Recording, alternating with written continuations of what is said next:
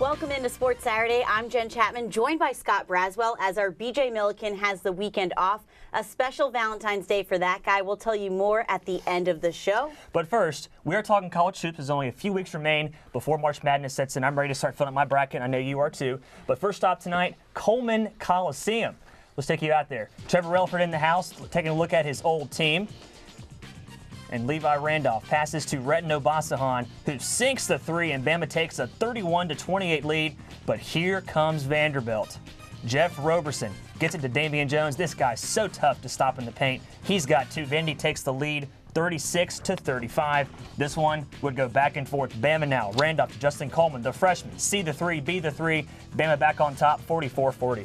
And you said back and forth, so now we go back to Vandy. Luke Cornett goes inside to Jones, and he gets two. Vandy now led by one at that point, but not for long. Obasahan would get it over to Randolph, and he's got the three-pointer. Bama goes back on top, 63-61, but then Vandy would pull away. They get it to Riley LaChance for the jumper. Vanderbilt goes on to win a final of 76-68. WVUA Sports Director Gary Harris has more from Coleman. In what's becoming a season of woulda, couldas, and shouldas, Alabama had another opportunity on Saturday night to pick up a big home SEC victory against the Vanderbilt Commodores. The Tide led 63-61 late, but Vanderbilt finished the game on a 15-5 run to win it 76-68. With only 6 games left in the conference season, Alabama is running out of opportunities. You know, it's February. You know, so right now, you know, we've got 6 games that remain, a third of the conference season to play. This is a tough loss. I'm hoping that they are realizing, you know, the opportunity that was wasted today. Sometimes with young guys, you get in that mode where you just think it's just enough. I got another game tomorrow. I got another game in a couple of days, and everything will be okay. Just the urgency that you got to have. For some reason, you know, I'll look at the film. I didn't feel like we had that urgency that we needed to have to be able to win a game like that today. You know, I was asked the question a lot after Wednesday night and until today even. How are your guys going to bounce back? How will they be able to bounce back from that, you know, that tough loss on Wednesday to Tennessee? And there's just an expectation that you have to bounce back. You have to come back and play the next game, and you have to play it well. And fortunately, we did. I thought we had some tired guys. I looked out there and I thought our guys looked really tired. But they fought through and showed a lot of toughness to me and fought through and beat a good Alabama team. With the loss, Alabama falls to 15-10 overall, 5-7 in the Southeastern Conference. And as I mentioned earlier, they're running out of conference games. Only 6 remaining, beginning on Tuesday night when Alabama travels to arch rival Auburn to take on the Tigers. Alabama beat Auburn earlier this season here at Coleman Coliseum. Reporting from Coleman Coliseum, I'm Gary Harris, WVUA Sports. And so with that, Vanderbilt picks up their 4th SEC win on the year. Alabama only with 5. Levi Randolph led the Tide with 15 points. Damian Jones with 20 for the Commodores.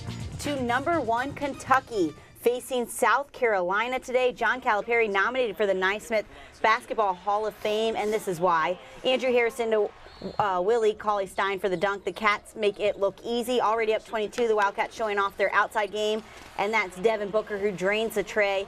Kentucky takes a 25-point lead into halftime, looking like Kentucky. Didn't we already show this highlight? No, they just did it again. Willie Cauley-Stein slamming it down, and he led the team with 14 points, 7 rebounds, as Kentucky is a perfect 25-0 with a 34 victory over the Gamecocks. And the Tennessee Vols hosting the LSU Tigers. The Vols, they need to win bad, but first half, great ball movement by the Tigers. Jordan Mickey gets his own miss and puts it back up and lays it in for 2. He would finish with a double-double, 20 points, 11 rebounds. But second half, the Vols came out with some fight. Robert Hubbs with the 3 from the wing. UT goes on an 11-0 run to start the second half. But LSU just had to spoil Valentine's Day for Tennessee, as Tim Quarterman would drain the 3 in the closing moments, and LSU goes on to win 73-55. Here's a few other SEC scores. Mississippi State tops Missouri by 3. Florida falls by 2 to Texas A&M. And Arkansas coming up big, under 30 seconds left in the game, and they score to win 71-70. Let's change gears and go to the ACC, more specifically the Virginia Cavaliers. The Cavs took the league by surprise this season when they won their first 19 games. Hard to do. Since then, they've had some close calls. 4 of their last 5 games have been decided by an average of 4 points. With that said, let's take you to Charlottesville, VA. Second half, Virginia up 5, Cavs, Anthony Gill. Hop, skip, and a slam dunk inside the paint. Get out of that man's way. But Wake Forest wouldn't go down without a fight. Konstantinos Middleglou, say that 10 times fast. He's going to knock down a 3 here to bring Wake Forest to within 1. 6 3-pointers in the game for Middleglou. Unbelievable night for him. Closing seconds of the Deacs, still down 1. Cody Miller-McIntyre trying to find a shot, but he loses the ball, and Virginia survives 61-60 Wahoos, now 23-1 on the season. Let's head over to Duke and Syracuse, drawing in over 35,000 fans today, and the teams didn't disappoint. Syracuse dominating early. That's Michael Binchy with the transfer from Duke, who makes his old team pay. He had 5 3-pointers in the first half. He finished with 27 points. Fourth-ranked Duke can't be held down for long. Off the steal, Quinn Cook behind the back to Jahlil Okafor for the dunk. And then later, Cook on the move. His shot goes. Duke trailed by as much as 11 in the first half, but turns it on in the second half to win 80-72. Duke moves to 22-3 on the year. All right, Rick Pitino in Louisville hosting NC State. Second half tie game, Montrezl Harrell. Gosh, this guy's so tough to stop down low. Does the post up, gets the baby hook to go for 2, but the Wolfpack would respond. Anthony Barber dumps it off to BJ Anya for the B-Jam inside the paint. 6'9", 300 pounds. You don't want to get in that guy's way. No, sir. No, thank you. 5 minutes to go, and it's former Bama star Trevor Lacey with the dry and tough finish inside the paint. Lacey would finish with 14 points, and NC State pulls off the upset 74-65. Second win against a top 10 team this season for Mark Gottfried's Wolfpack Club.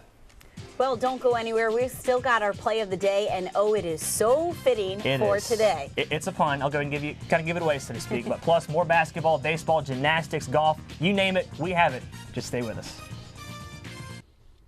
Where play of the day takes us up north, Michigan State and Ohio State. Game on the line. Who do you go to on Valentine's Day? Denzel Valentine swishes the 3 with 1.9 seconds to go and gives the Spartans the win and upset over the top-ranked Buckeyes. It is just perfect. A perfect finish for him. It really is. And I'll tell you what, I guarantee that guy's getting some love today. Because, again, Michigan State's had an up-and-down season. That's definitely going to cheer them up a little bit there. Well, the Stillman men's basketball team undefeated at home so far this season, coming into today's game against Tuskegee. But their last win at home, the Tigers scored over 100 points, 101 to be exact, the same amount of points they scored to start the season. Let's take you there. So today on Senior Day, the Tigers trying to protect their home court advantage. And Stillman's Omar Simpkins passes over to Maurice Crenshaw, and he sinks a 3. But Tuskegee was there to play. Kevin May goes to the corner and finds Camden Foster, and he finds a 3. But later in the game, Tuskegee trying to spoil senior night. Kevin May in trouble. He gets it over to Vladimir Tilmy in the corner, who drains the 3 himself, and Tuskegee goes on for the close win, 68-62. Over to the women's game, also Senior Day for the ladies. Stillman's Shania Battle passes to Cheyenne Turner for the layup, and Stillman would be trying to get the win for the seniors with that bucket there. Later, Tuskegee's Shakiria Nelson passes down the court to Rachel Brownlee. She gets the bucket for 2, but Stillman would keep on fighting. Samantha Thomas, she's going to shoot for 2 and miss, but teammate Arnesia Washington is there to clean it up. Tigers go on to win 76-66. Well, the Bama women's basketball team has shown their youth all season long with consistent shooting woes in the first half and then closing in on their opponent in the second half, but continually coming up short. Kind of like the guys' team in a way, if you think about it. But that wasn't the case against Missouri. After a 4-game losing skid, the Tide proved Thursday night that they are learning from their past mistakes. With 12 seconds left in the game, tied down 64-62, Corral Middlebrook takes a drive in the paint, can't get it to go, but Sharon Rivers with the 3 gives Bama the lead by 1, and Alabama would go on to win 67-64. Coach Christy Curry saying after the game that it's the out-of-practice work that is making the difference for the Tide. You know, I walked by the door this morning about 10 o'clock, and there's 4 kids in there getting shots up. And it just shows you that they care, and these 2 kind of lead the way. We're having great senior leadership from Shay and then great point guard leadership from Kerala, and it's just contagious. You know, I know our other shooters maybe that hadn't knocked one down here lately, we just want them to have their hands and feet ready if they're open. look to shoot. So just trying to give them confidence, our staff, because we spend so much time on it. You knock them down in practice, we've got to be able to be mature and carry it over to games. So the Tide women now at an even 500 on the season at 13-13. The Alabama men's baseball team opened their season up yesterday with a 6-0 home win over Maryland Eastern Shore. The guys saying they have 56 road games this year as they play at the Hoover Met. Coach Mitch Gaspard thinking playing at the Met will bring the team closer with all the extra travel time together. Will Carter got his first career start with the Tide. The junior college transfer threw 6 strikeouts in 7 innings, only allowing 2 hits. And we profiled this duo earlier this year, Mikey White and Kyle Overstreet turning the double play. That's one way to keep the shutout alive. The offense got things going too. Bases loaded in the 4th, and batters were hit by pitch twice to bring in runs. The Tide pouring in 11 runs off 14 hits while giving up no runs. So 2 shutout wins to start the season for the Tide. They close out the 3-game series tomorrow. The first pitch will be at 1:05 p.m.